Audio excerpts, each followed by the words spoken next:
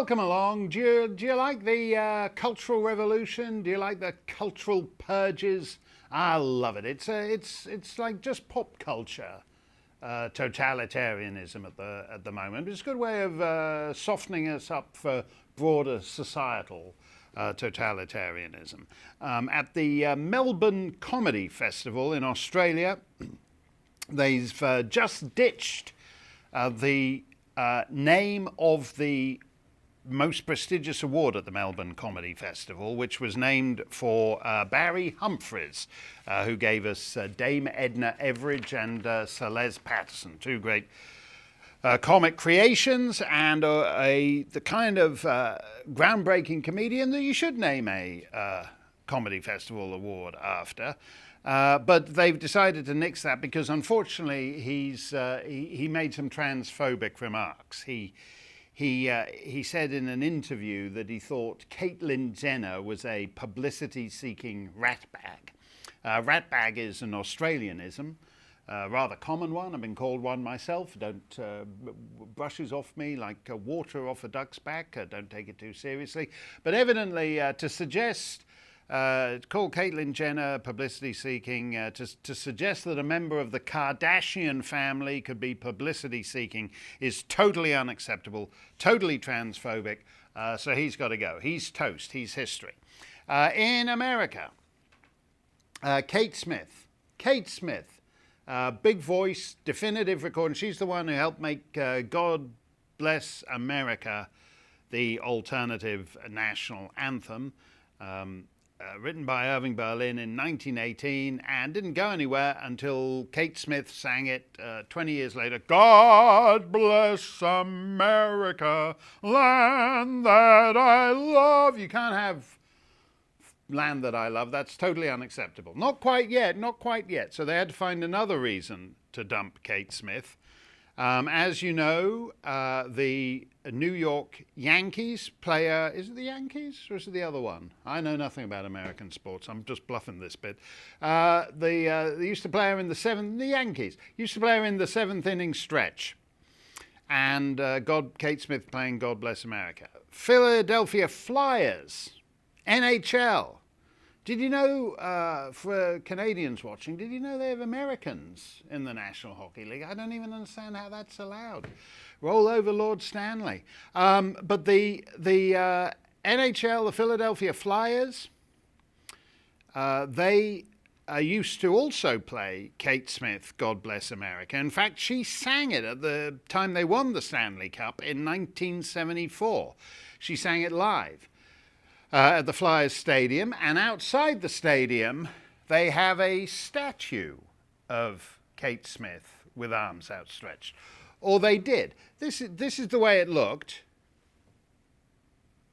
This is the way it looked then a few days ago when they discovered that Kate Smith had made a supposedly racist record in the 1930s. That's Why Darkies Were Born, which is in fact a satirical and anti-racist song.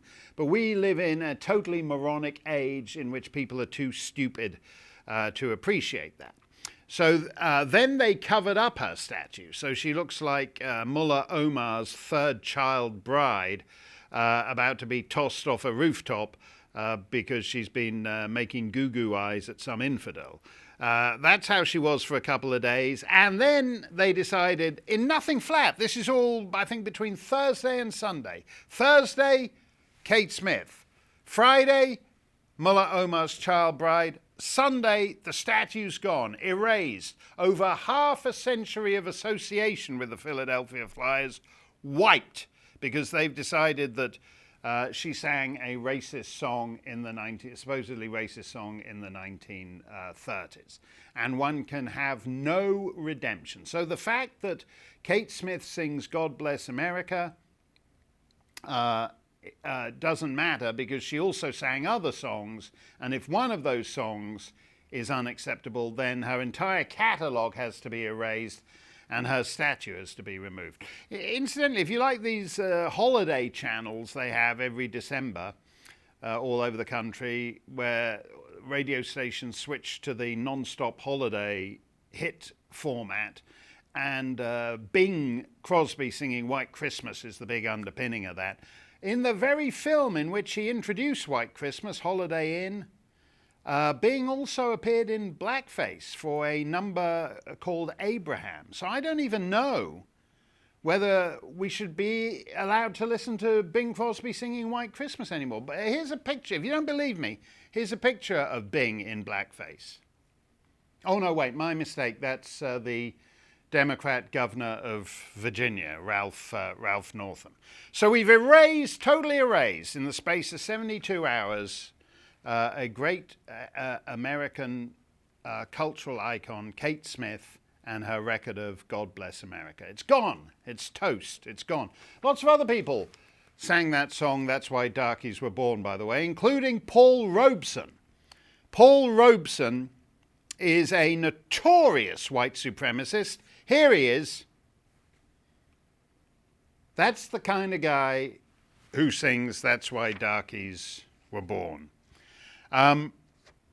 What I find odd about this, I've mentioned this before, there's no possibility, in the new religion, in the cult of the woke and the religion of identity politics, it has all the facets of a religion, including its saints, like Saint Caitlyn Jenner, but it has the vital ingredient of a religion that it lacks is the possibility of redemption, the possibility that one can be flawed and one can be a sinner and that one can change. We're not like that in the new religion. When we worship the new gods of identity politics, you can have made 1,000 records. And if one of them somewhere along the way in 1931, you make That's Why Darkies Were Born, you're over. All the 999 other records you made have to be destroyed. And as I said, it's 1931. That's 9 decades ago. But the possibility of conceiving that might have been heard as a satirical song in 1931 to Broadway audiences is totally lost today. Everybody in the past has to think just like we do now in 2019. And if you don't think like we do now in 2019, you got to go. Everything you do has got to go. I mentioned Bing appearing in blackface in Holiday Inn. We don't know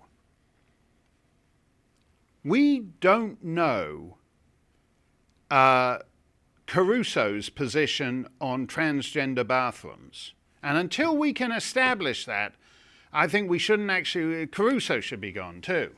Shouldn't have, actually, Beethoven. What's his position on transgender bathrooms? I don't even, we shouldn't even be listening to this stuff. It's not safe.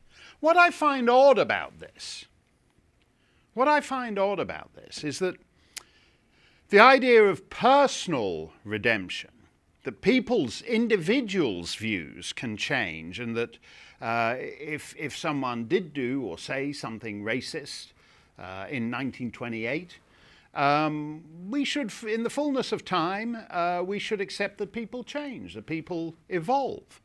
But we don't now. We don't. With people. And what I find interesting is the difference between that and what we call institutional racism. Because institutional racism is what screws over people generally. The fact that Kate Smith made a record of That's Why Darkies Were Born doesn't impact anybody listening to God Bless America in Yankee Stadium or at a Flyers game. But institutional racism does. And it's fascinating to me to watch sports, professional sports, react in the way the Flyers did. She's a beloved figure at Flyers games until Thursday. On Friday, she's sheathed in a burqa. And on Sunday, she's gone forever. And it occurs to me that professional sports is perhaps the most pansified area of American life these days. Steve Saylor makes the point that identity politics is all about not noticing things. Political correctness is all about not noticing things. Kids, from a very early age, grasp these things. They understand why if you watch an Olympic sprinting event, the Kenyans seem to be rather more heavily represented than the Belgians.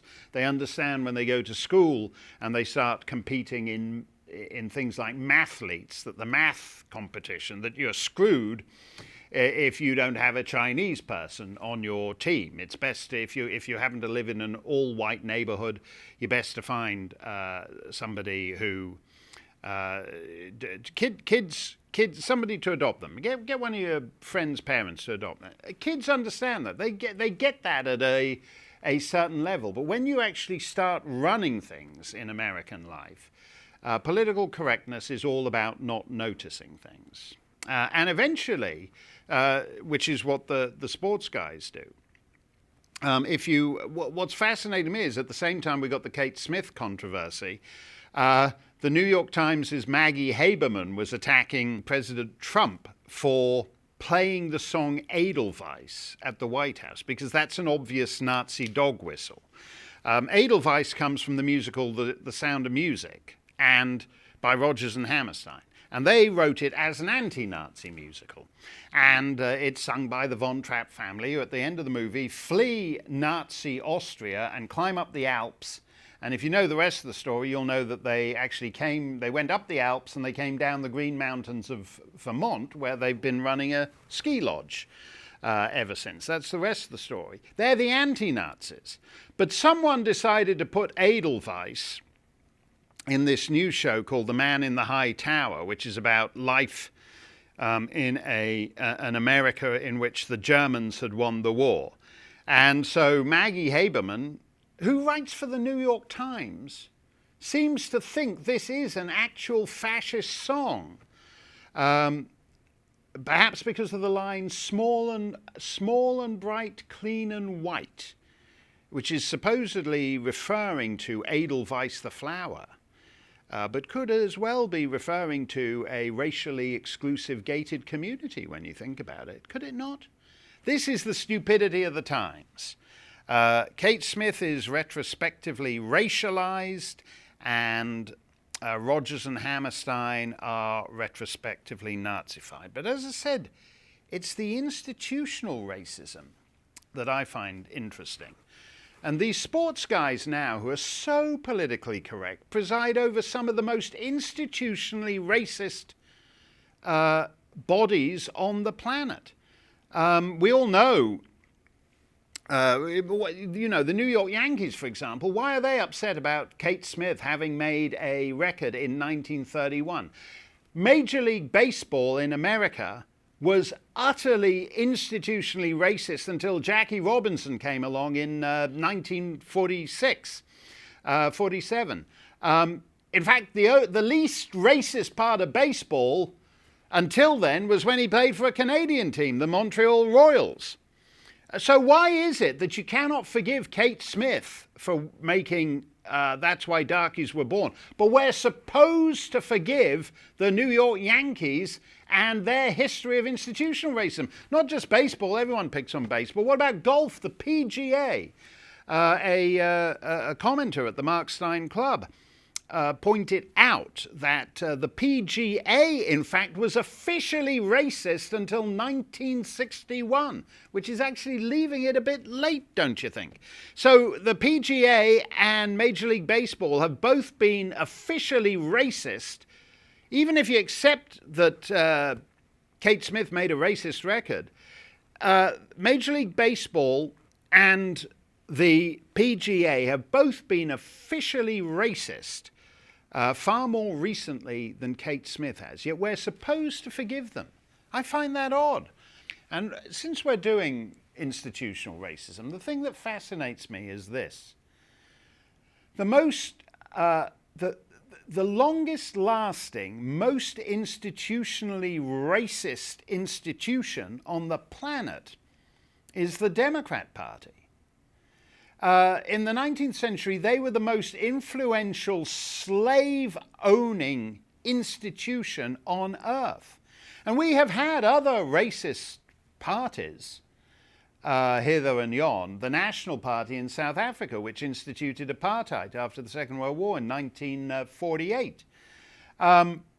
What happened after the Nelson Mandela was released from prison in the 90s and they reformed the constitution and what have you, the National Party changed its name and eventually went out of business because the taint of the past was too much for it.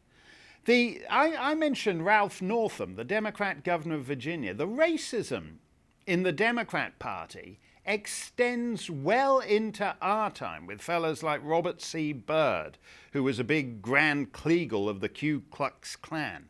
But you don't have to be a big Grand Kleagle. And maybe that's him actually standing next to Ralph Northam. The present-day governor of Virginia is the one in blackface, but maybe that's Robert C. Byrd in the Klan hood standing next to him. But the point is this: if we cannot forgive Kate Smith for making one record in 1931, where do we get off forgiving Major League Baseball or the PGA? Is it just about money? Is it just because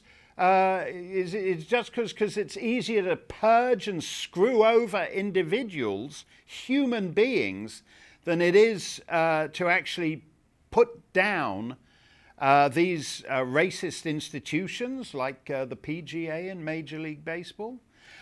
You know something? I'll make a bet here.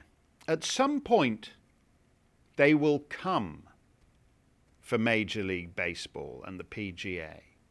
Because the point about this hyper-present tense totalitarianism is that everything has to be destroyed. Everything. We are in Pol Pot's year zero.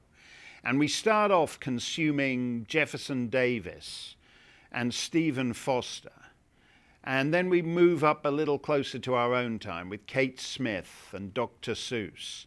But in the end, everything before, say, 2009 has to go. And in the end, they will come for these craven wimp sports owners who took down the statue of Kate Smith. In the end, they will come for you and your businesses too. Everything has to be purged. Everything has to be destroyed. And the only thing that they will leave standing will be that great 19th century slaving institution, that great 20th century Jim Crow blackface institution, the Democrat Party, cruising on into the 21st and 22nd century, even as the entirety of American popular culture is erased. That's it. We'll see you next time.